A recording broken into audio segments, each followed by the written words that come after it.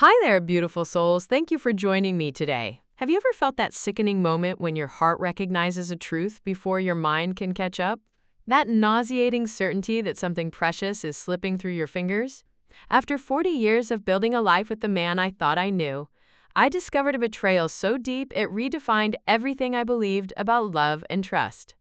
If my story resonates with you, I hope you'll share your experiences in the comments below. Sometimes healing begins when we know we're not alone. For 4 decades, I was Elena Richards, wife, mother, and one half of what our neighborhood called the perfect couple. John and I had built our dream together, brick by brick, raising 2 beautiful children, creating family traditions, and growing a home filled with laughter and love. When friends spoke of relationship goals, they pointed to us. Like Elena and John, they'd say, with admiration in their eyes. I wore our marriage like a badge of honor, proud of the life we'd created through commitment and devotion. I never questioned John's devotion. Why would I? His gentle smile greeted me each morning, and his warm embrace welcomed me home each night. Our routine had the comfortable rhythm that comes from years of living in perfect harmony. We finished each other's sentences, knew each other's thoughts before they were spoken. At least, that's what I believed. The first crack appeared so subtly I almost missed it. John seemed distant, his mind elsewhere even when his body sat across from me at our dinner table. Just work stress, he'd say, the explanation reasonable enough to quiet my concerns. But then came the late nights, the vague explanations about errands that never quite added up, the way his phone would disappear into his pocket when I entered the room. You're imagining things, I told myself, pushing down that unsettling flutter in my stomach. After 40 years, don't we all need a little space? Don't we all keep small secrets? Then came our anniversary. 40 years of marriage deserved celebration. I'd planned a special dinner, candles and all. But John called late, apologetic, claiming work meetings had piled up unexpectedly. I'm so sorry, Elena. I'll make it up to you, he promised, his voice carrying none of the regret his words conveyed.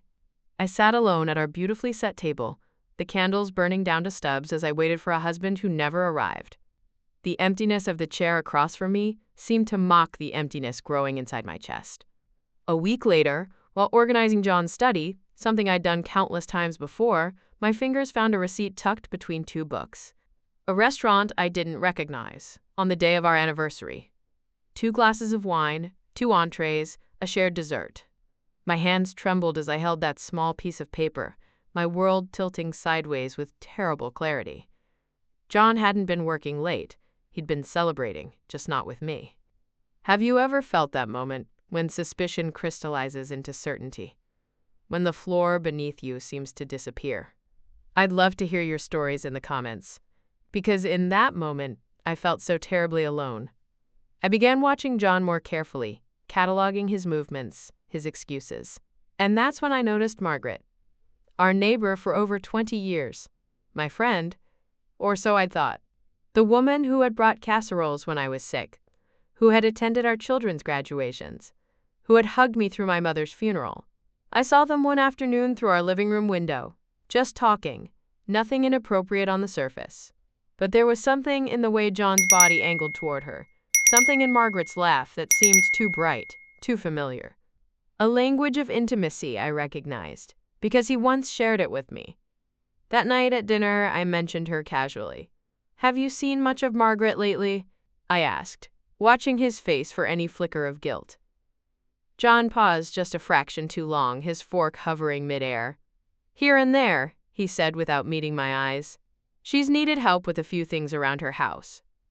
His answer was reasonable, neighborly, but the weight of unspoken words hung between us, heavier than anything he could have said.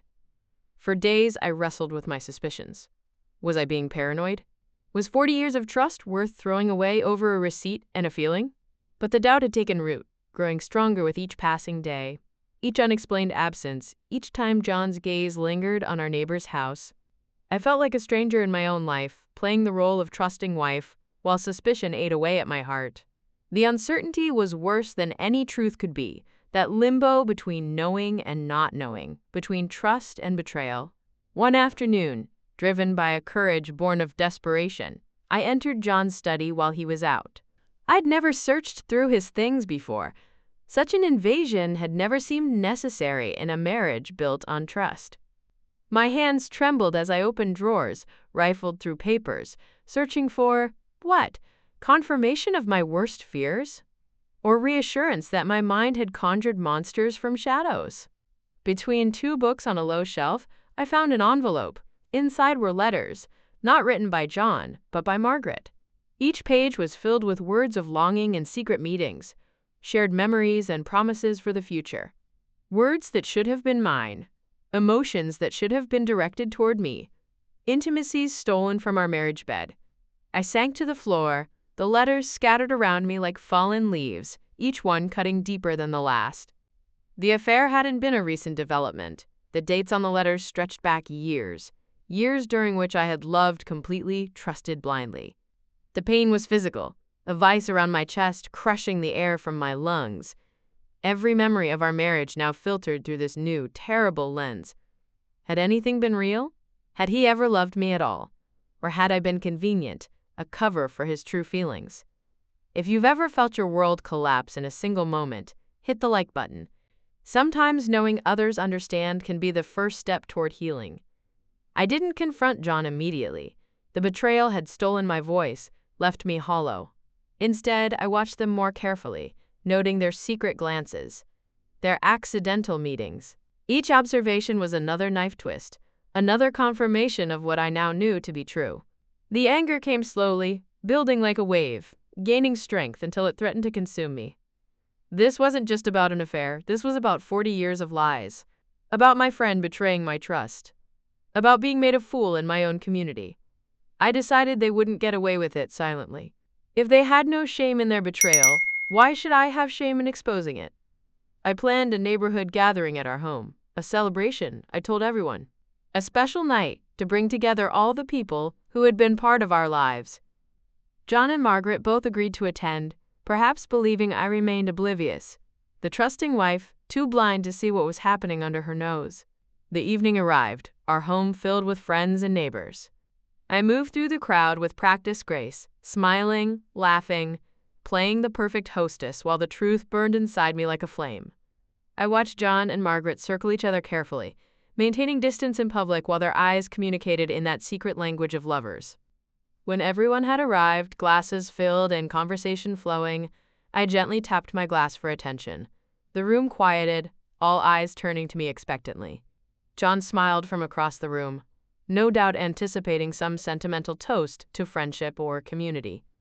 "Thank you all for being here tonight," I began, my voice steadier than I felt. "It means the world to me to have our friends gathered in our home. You've all been part of our lives, sharing in our joys and supporting us through challenges." I paused, feeling the weight of what I was about to do. There was still time to back away, to preserve the illusion, to swallow the truth along with my pride. But 40 years of lies deserved a reckoning. For years, I believed in the sanctity of marriage, in the trust that binds two people who commit to sharing a life together. I continued, my voice growing colder with each word.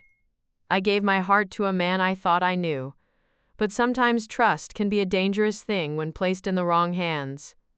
The room had grown silent, the air thick with tension. I saw John's face pale, his eyes widening as understanding dawned. Margaret's smile froze, her expression shifting to horror as she realized what was coming. I held up the letters, my hand steady despite the storm raging inside me.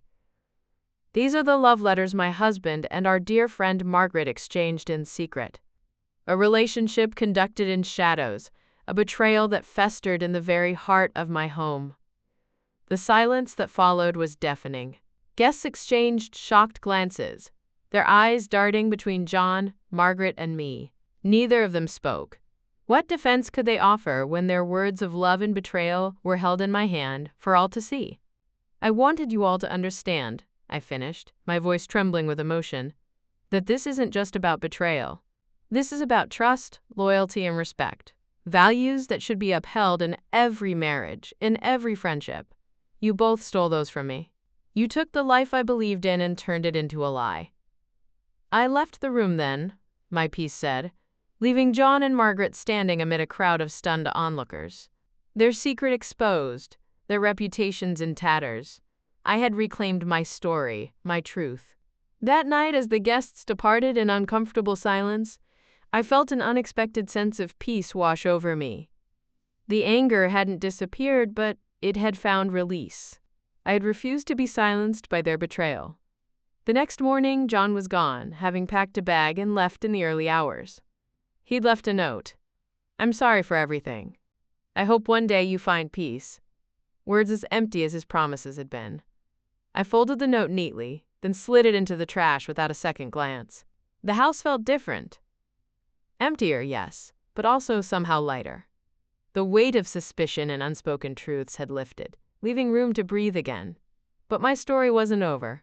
Something still felt unresolved, a nagging feeling that I hadn't uncovered the full truth. My friend Sarah suggested the same when I confided in her.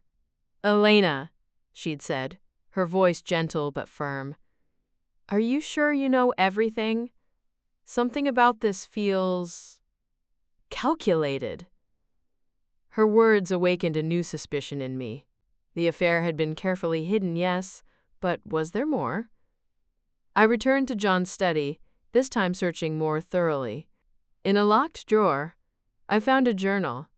John's private thoughts laid bare on the page. What I read turned my blood to ice. The affair had been only part of their betrayal. They had been siphoning money from our accounts, discussing life insurance policies, making plans for a future that depended on my quote, absence. The implications were clear and chilling. They hadn't just planned to betray my trust, they had considered removing me from their equation entirely. The shock gave way to cold fury. They had plotted against me, stolen from me, perhaps even considered harming me. This wasn't just betrayal. It was something far darker, more sinister. With evidence in hand, I contacted the authorities, reporting the financial discrepancies and my fears. I met with our family lawyer, updating my will and securing my remaining assets. I was no longer the trusting wife. I had become a woman fighting for justice, for her very survival. I arranged one final meeting with John and Margaret. They came together, their faces guarded but still holding a hint of smugness, as if they believed I was too broken to truly fight back. "I invited you both here to make things perfectly clear," I said, my voice steady and cold. "I know everything. The affair, the financial theft, the life insurance policies, your plan to erase me from this life." Their faces shifted from smugness to panic as they realized the depth of my knowledge. John tried to speak, to offer some excuse, but I silenced him with a raised hand. "I trusted both of you," I continued, each word precise and cutting. "You stole from me, plotted against me, used my kindness against you. You thought I would simply accept it, but you were wrong. I am not the woman you thought I was." I walked to the door, opening it with finality. "I've reported everything. The theft, the policies, the lies. The authorities will be investigating, and your reputations, your lives, will crumble under the weight of your actions. You will lose everything, just as you intended for me." They left in stunned silence, their world collapsing around them. As the door closed behind them, I felt something shift within me, a weight lifting, a strength emerging from the ashes of betrayal. In the months that followed, I watched from a distance as their lives unraveled. The investigation uncovered the extent of their financial manipulation, and with my evidence, the case against them was undeniable. Their reputations shattered, their support system evaporated. The truth, once exposed, had a way of unraveling everything they had tried so desperately to hide. If my story of finding strength in the darkest moments has touched you, please hit subscribe. Your support helps me share these real stories of survival and triumph with others who might need to hear them. I moved to a new home, one filled with light and open spaces that felt like my own. I rediscovered passions I had long neglected: painting, travel, volunteer work, parts of myself that had lain dormant during my marriage. I reconnected with friends who rallied around me, offering support and admiration for my courage. The betrayal had left its scars, yes. I still woke sometimes with that hollow feeling in my chest, that echo of pain. But those scars were also reminders of my journey, my resilience. I had been tested in the fire of betrayal and had emerged stronger, wiser, more authentically myself. Standing by my window one morning, watching the sun rise over my new life, I felt a sense of peace and fulfillment that was entirely my own.